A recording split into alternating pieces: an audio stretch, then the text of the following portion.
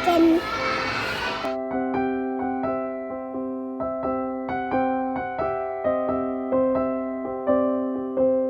Hi all, this is last Wednesday morning. രാവിലെ ഒരു 6:45 ആയപ്പോഴത്തേക്ക് ഞാൻ എണീറ്റു. ഇന്നിപ്പോൾ ചോറ് വെക്കണ്ട. ഇന്നലത്തെ ചോറ് കുറച്ച് ബാക്കി ഇരിപ്പുണ്ട്. അത് ഫ്രിഡ്ജിൽ നിന്ന് എടുത്ത് തിളപ്പിച്ച് ഊറ്റിയാൽ മതി. പിന്നെ അമ്മ ഇന്നലെ രാത്രി മീൻകറി വെച്ചിട്ടുണ്ടായിരുന്നു. കുറച്ച് കപ്പ ഞാൻ ക്ലീൻ ചെയ്ത് ഫ്രിഡ്ജിൽ വെച്ചിട്ടുണ്ട്. കപ്പയൊന്ന് കുഴച്ചെടുക്കണം. മീൻകറി ഇരിപ്പുണ്ടല്ലോ, മീനും വറുക്കണം. ഇന്നലെ ഉച്ചയ്ക്ക് ഞാൻ ചോറ് കഴിക്കാൻ വന്നില്ല, ആലനും വന്നില്ല. കുക്കു മാത്രമേ ഉച്ചയ്ക്കത്തെ ലഞ്ച് കഴിച്ചിട്ടുള്ളൂ. അപ്പോൾ ബാക്കി ചോറ് അങ്ങനെ തന്നെ ഇരിപ്പുണ്ടായിരുന്നു. ഞാൻ വൈകുന്നേരം വന്നിട്ട് നമ്മുടെ ഫിൽറ്ററിൽ നിന്നുള്ള വെള്ളം എടുത്ത് നിറച്ച് അത് ആ ഡബ്ബയിലാക്കി അങ്ങനെ അങ്ങ് ഫ്രിഡ്ജിൽ വെച്ചതാണ്. ഇപ്പോൾ വെള്ളം ഒന്ന് മാറ്റിയിട്ട് ഒന്ന് കഴുകി കളയണം. ഇന്നലെ മൊത്തം ആ വെള്ളത്തിലിരുന്നതല്ലേ. ഇനി ഇതൊന്ന് നമുക്ക് തിളപ്പിച്ചെടുക്കാം. തിളപ്പിച്ചിട്ട് സാധാരണ ചോറ് അടച്ചിടുന്ന പോലെ അടച്ചിട്ടാൽ മതി. ഇതിനെയാണ് തിളപ്പിച്ചൂറ്റുക എന്ന് പറയുന്നത്. കുക്കറിൽ ചോറ് വെക്കുന്നത് കാണിക്കാമോ എന്ന് പറഞ്ഞിരുന്നു. ഞാൻ അടുത്ത ലോങ് വീഡിയോയിൽ കുക്കറിൽ അരി ഇടുമ്പോഴത്തേക്ക് അത് എക്സ്പ്ലെയിൻ ചെയ്ത് പറഞ്ഞുതരാം കേട്ടോ. അപ്പോൾ ഇതേ ചോറിൽ ആവശ്യത്തിന് ഉപ്പൊക്കെ ഇട്ട് നമുക്കങ്ങ് ഗ്യാസിലേക്ക് വെക്കാം. കപ്പ ഞാൻ ഇന്നലെ വൈകുന്നേരങ്ങളിൽ അമ്മ വരുമ്പോൾ ഞാനും അമ്മ ഇരുന്ന് വർത്താനം പറയുന്നതിൻ്റെ ഇടയിൽ ഇങ്ങനെ എന്തെങ്കിലും 2-3 പാത്രങ്ങൾ ഞാൻ കൊണ്ടങ്ങ് വെക്കും. കപ്പയോ പച്ചക്കറിയോ അങ്ങനെ എന്തെങ്കിലുമൊക്കെ. അപ്പം ഞങ്ങൾ രണ്ടുപേരും സംസാരിച്ച് തീരുമ്പോഴേക്ക് അതും ക്ലീൻ ചെയ്ത് തീരുമല്ലോ. പിന്നെ ഈ ബുധനാഴ്ച നമ്മുടെ പെരുന്നാളിനും മുന്നേ ഉള്ള ബുധനാഴ്ചയാണ്. അതുകൊണ്ടാണ് ഞാൻ വിറ്റ കുക്കറുകൾ നിങ്ങളിപ്പോൾ കാണുന്നത്. ആക്ച്വലി ആ പെരുന്നാൾ ഒരുക്കങ്ങൾ എന്ന് പറഞ്ഞിട്ടുള്ള വീഡിയോയ്ക്ക് മുന്നേ വരേണ്ട വീഡിയോ ആണിത്. അപ്പോൾ ആ ലൈറ്റൊക്കെ കണ്ടപ്പോൾ എനിക്ക് അന്നേരം ആ ലോങ് വീഡിയോ എടുത്തങ്ങ് പോസ്റ്റ് ചെയ്യാനാണ് തോന്നിയത്. പെരുന്നാൾ കഴിഞ്ഞ് ഒരുപാട് കഴിഞ്ഞിട്ട് ആ വീഡിയോ ഇട്ടിട്ട് കാര്യമില്ലല്ലോ. അപ്പം ഞാൻ ഇതങ്ങ് മാറ്റി വെച്ചു. എഡിറ്റ് ചെയ്ത് വെച്ചിരുന്നു, പക്ഷേ വോയിസ് ഓവർ കൊടുത്തിട്ടുണ്ടായിരുന്നില്ല. ഇപ്പോൾ ദേ തിങ്കളാഴ്ച ഇന്നലെ രാത്രി ഇരുന്ന് സിനിമയൊക്കെ കണ്ട് സുഖമായിട്ട് കിടന്ന് ഉറങ്ങിയിട്ട് മൺഡേ രാവിലെ 6 മണിക്ക് അലാം വെച്ചിട്ട് ഞാൻ കാറിൻ്റെ അകത്ത് കയറിയിരുന്ന വോയിസ് ഓവർ കൊടുക്കുക. ഇനി ഇതിൻ്റെ ബാക്കി എഡിറ്റിംഗ് ഒക്കെ ഇന്ന് തന്നെ തീർത്തിട്ട് വേണം ഇതങ്ങ് പോസ്റ്റ് ചെയ്യാനായിട്ട്. ഇങ്ങനത്തുള്ള ദിവസങ്ങളും ഉണ്ട് കേട്ടോ. എനിക്കെല്ലാം തലേന്ന് റെഡിയാക്കാൻ പറ്റാത്ത ദിവസങ്ങളും ഉണ്ട്. ഞാൻ എല്ലാം ചെയ്യുന്നേ ഉള്ളൂ. എല്ലാം ചെയ്തെത്താത്ത ദിവസങ്ങളും ഉണ്ടാവാറുണ്ട്. അപ്പോൾ ഞാൻ ഇന്നലെ അമ്മയായിട്ട് അരിഞ്ഞു നുറുക്കി കഴുകി വെച്ചിരുന്ന കപ്പ എടുത്ത് അതിലാവശ്യത്തിന് വെള്ളവും ഉപ്പും ഒക്കെ ഇട്ട് കുക്കറിൽ അങ്ങോട്ട് വിസിലടിക്കാനായിട്ട് വെച്ചിട്ടുണ്ട്. കുറച്ച് മീൻ അമ്മ പൊരിക്കാനായിട്ട് അരപ്പ് പുരട്ടി വെച്ചിട്ടുണ്ടായിരുന്നു. അതെടുത്ത് വെളിച്ചെണ്ണ ഒഴിച്ച് കറിവേപ്പിലയിട്ട് വറുക്കാനായിട്ട് വെച്ചിട്ടുണ്ട്. അത് വരിമീൻ കുഞ്ഞാണ് കേട്ടോ. വരിമീൻ എന്ന് പറഞ്ഞു കഴിഞ്ഞാൽ കിങ് ഫിഷ് ഇല്ലേ, അതിൻ്റെ കുഞ്ഞ്, നെമ്മീൻ്റെ കുഞ്ഞ്. പിന്നെ ഇന്നലത്തെ ഞാൻ ആ ഷോർട്സ് വീഡിയോയിൽ ഇട്ടപ്പോൾ കാരൽ എന്ന് പറഞ്ഞിട്ട് ആരോ ക്വസ്റ്റ്യൻ മാർക്കിട്ട് ചോദിച്ചിരുന്നു. ഈ ഇങ്ങനെ പരന്നിരിക്കുന്ന മീനില്ല, അതിനാണ് ഇവിടെ കാരൽ എന്നൊക്കെ പറയുന്നത്. നിങ്ങളിനി വേറെ എന്തെങ്കിലും ആണോ പറയുന്നതെന്ന് എനിക്കറിയത്തില്ല കേട്ടോ. ഇവിടെ കാരൽ തന്നെയാണ് പറയുന്നത്. പിന്നെ വേറെ ഒരാളൊരു Q&A ചെയ്യാമെന്നൊക്കെ ചോദിച്ചിരുന്നു. ആക്ച്വലി ഇതിൻ്റെ ഇടയിൽ കൂടെ ഞാൻ ഒരു പോസ്റ്റ് ഇട്ടിട്ട് ഒരു Q&A ആയാലോ എന്നൊക്കെ പറഞ്ഞിട്ട് ഇട്ടിരുന്നു. പക്ഷേ അതിലാകെ ട്രീസ മാത്രമാണ് വന്നൊരു കമൻറ്റ് ചെയ്തത്. പ്രത്യേകിച്ചൊന്നും അറിയാനില്ലടാ, നീ ഹാപ്പി അല്ലേ എന്നും ചോദിച്ചിട്ട്. അതോടെ ആ പോസ്റ്റ് ഞാൻ മുക്കുമായിരുന്നു.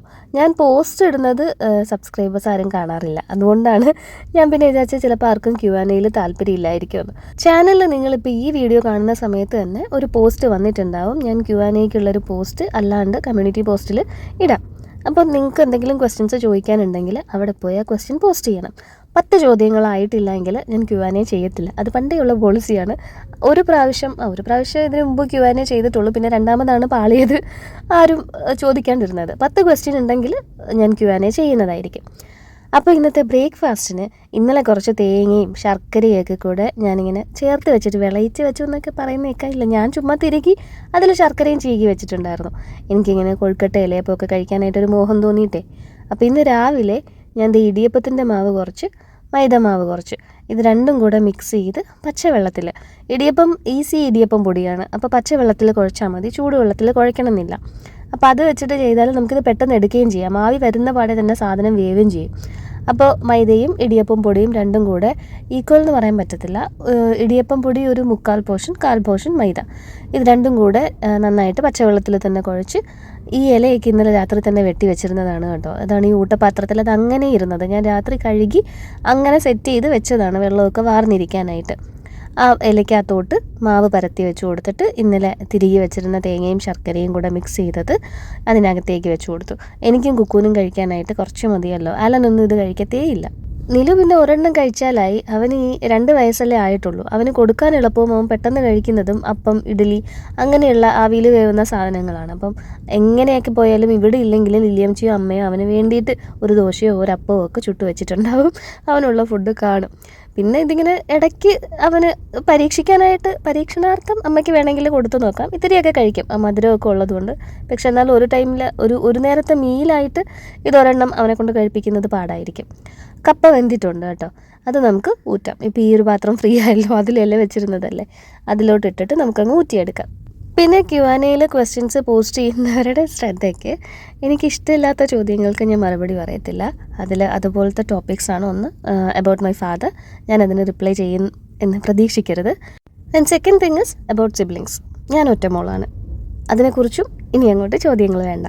എനിക്ക് ഇഷ്ടമല്ലാത്ത കാര്യങ്ങൾ സംസാരിക്കുമ്പോൾ ഞാനും ഇമോഷണൽ ആവും. വെറുതെ അത് എന്തിനാണ് എന്നെ അപ്സെറ്റ് ആക്കുന്നത്? അപ്പോൾ നിങ്ങൾക്ക് അതല്ലാണ്ട് എന്തറിയണമെങ്കിലും ചോദിച്ചോളൂ കേട്ടോ, ഞാൻ പറയാം. കാരണം ഈ കുറേ ട്രോമയിൽ നിന്നൊക്കെ ഈ അറ്റത്തെത്താനായിട്ട് ഞാൻ ഒരുപാട് പാടുപെട്ടതാണ്. അപ്പോൾ ഇവിടെ നിന്ന് എനിക്ക് റിവൈൻഡ് അടിക്കാനായിട്ട് തീരെ താല്പര്യമില്ല.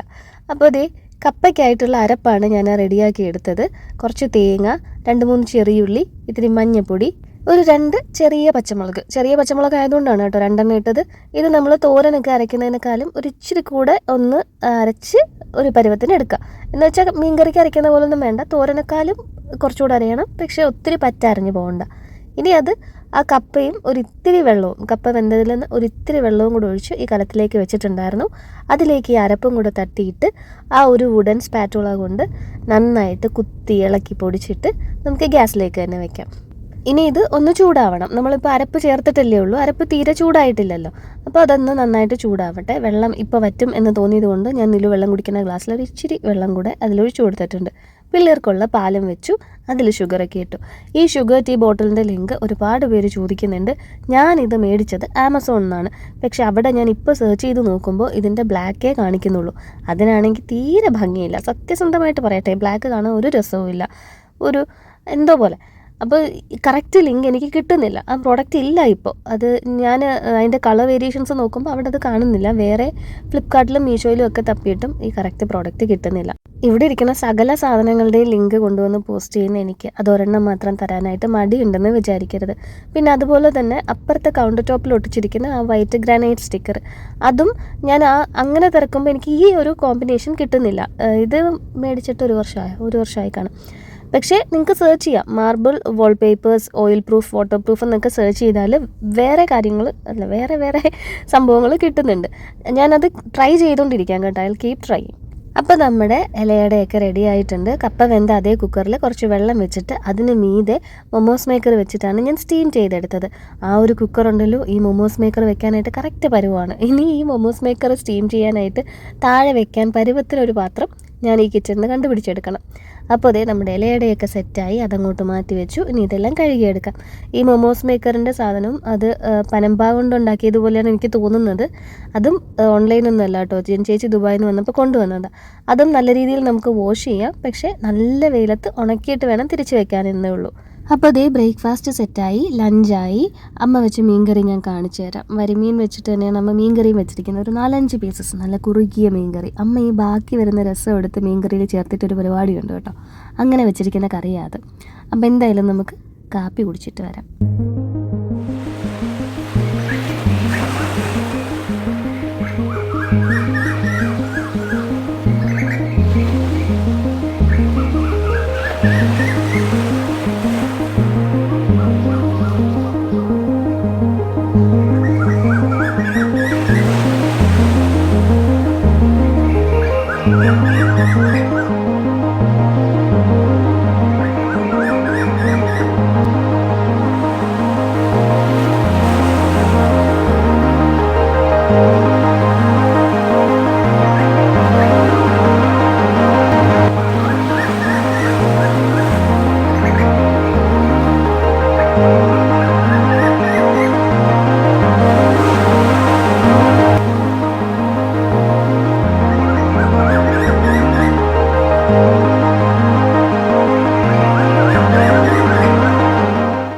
And I still remember that was A very beautiful morning. നല്ല രസമായിരുന്നു. കുറേ നേരം ഞാൻ അവിടെ നിന്നു. തിരിച്ച് വന്നിട്ട് ഇതേ സൈഡിൽ കിടക്കുന്ന പീസിനെ ഉണർത്താതെ ഇപ്പുറത്ത് കിടക്കുന്ന ആളെ എണീപ്പിച്ചു. അത് കഴിഞ്ഞപ്പോഴത്തേക്ക് അവൻ്റെ തന്നെ മറ്റേ കൈ കണ്ടുപിടിക്കാനുള്ള ശ്രമത്തിലാണ് ആ ഷീറ്റ് മൊത്തം ചുരുട്ടിയെടുക്കുന്നത്. ഞങ്ങൾക്ക് 3 പേർക്കും പുതയ്ക്കാനുള്ള 3 ഷീറ്റ്സ് ഉണ്ടായിരുന്നു. അതിൽ 2 ഷീറ്റും അവൻ്റെ ചുറ്റുമുണ്ട്. കുക്കുവിനെ എണീപ്പിച്ച് പല്ല് തേക്കാൻ നിർത്തിയിട്ട് അവൻ്റെ ലഞ്ച് എടുക്കുകയാണ്. അവൻ്റെ പഴയ ലഞ്ച് ബോക്സ്. അതിൻ്റെ അകത്തേക്ക് നമുക്ക് ചോറ് വയ്ക്കാം. തിളപ്പിച്ചൂറ്റിയ ചോറ് തന്നെയാണ് അവനും ഇന്ന് ലഞ്ചിന് കൊടുത്തു വിടുന്നത്. പിന്നെ കപ്പ കുഴച്ചത്, പിന്നെ ഇപ്പുറത്ത് മീൻകറി. ഇതാണ് ഞാൻ പറഞ്ഞ അമ്മ വെച്ച മീൻകറി. ഇത് ഞാൻ ചോറിന് മീതെ ഒരിത്തിരി ചാറേ ഒഴിക്കുന്നുള്ളൂ കേട്ടോ. അത്യാവശ്യം നല്ല എരിവുണ്ട് കറിക്ക്. പിന്നെ വറുത്ത മീൻ്റെ 2 ചെറിയ പീസും മുള്ളില്ലാത്ത പീസ് നോക്കി വെച്ചിട്ടുണ്ട്. ഇതിൻ്റെ അകത്ത് പൊട്ടിപ്പോയ സംഭവം ഏതാണെന്നറിയോ? നമ്മൾ ഈ സ്പൂൺ വെക്കാനായിട്ട് ഒരു പോർഷൻ, എൻ്റെ ഈ തുറക്കുന്ന പോർഷനില്ലേ, അതാണ് പൊട്ടിയത്. അപ്പോൾ അതില്ലാണ്ട് ആ ടിഫിൻ ബോക്സ് അടച്ചു വെച്ചിരിക്കുന്നതെന്ന് ആലോചിച്ച് നോക്കിയേ. അത് കാണാൻ വളരെ ഓക്കോർഡായിട്ടിരിക്കും.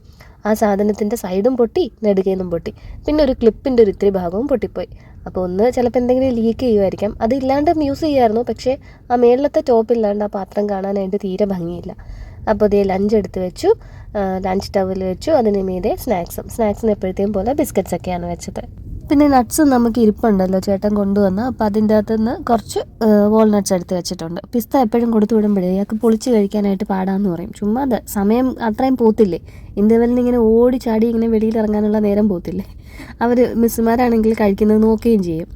എന്നിട്ട് 2 പേർക്കുള്ള പാലും എടുത്ത് വെച്ചു. അമ്മ ഒരു 9 മണിക്ക് മുന്നേ ഇങ്ങെത്തും കേട്ടോ.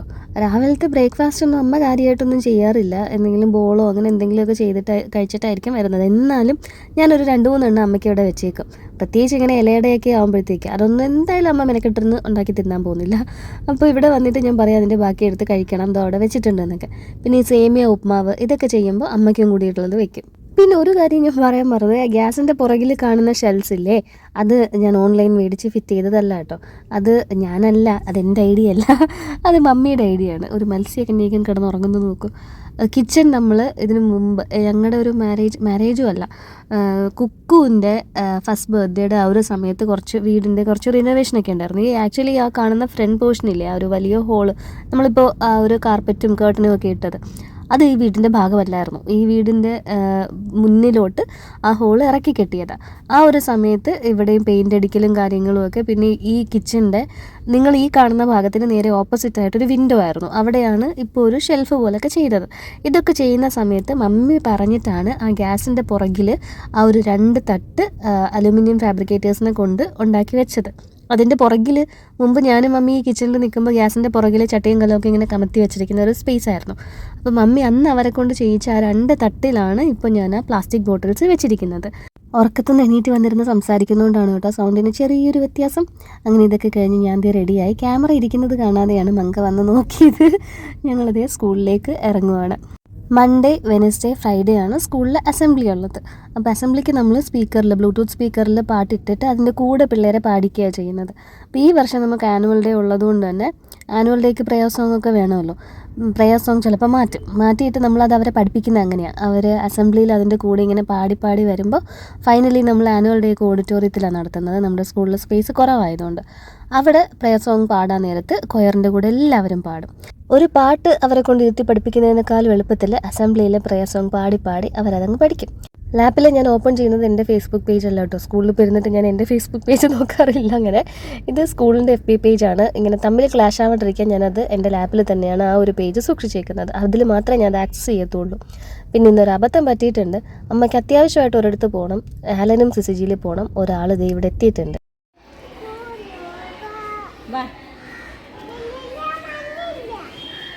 നമുക്ക് സ്കൂളിൽ കയറാൻ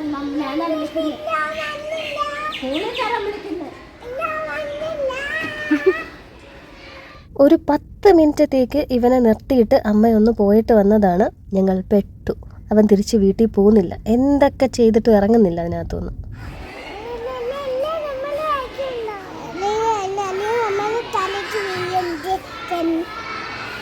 അമ്മ പിടിച്ചില്ലേ നിലു വീഴത്തില്ലേ? അന്ന മമ്മ പിടിക്കട്ടെ?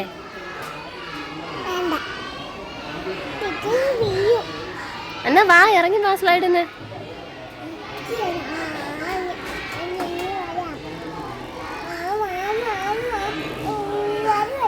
ആ വാ വാ. എങ്ങനെയെങ്കിലും അതിനകത്തുനിന്ന് ഇറക്കിയപ്പോഴത്തേക്ക് നേരെ ഓടി റൗണ്ട് അബൌട്ടിൽ കയറി. പിന്നെ കുക്കു സാറ് ഇൻ്റർവെല്ലിന് വന്നപ്പോൾ കാണുകയും ചെയ്തു.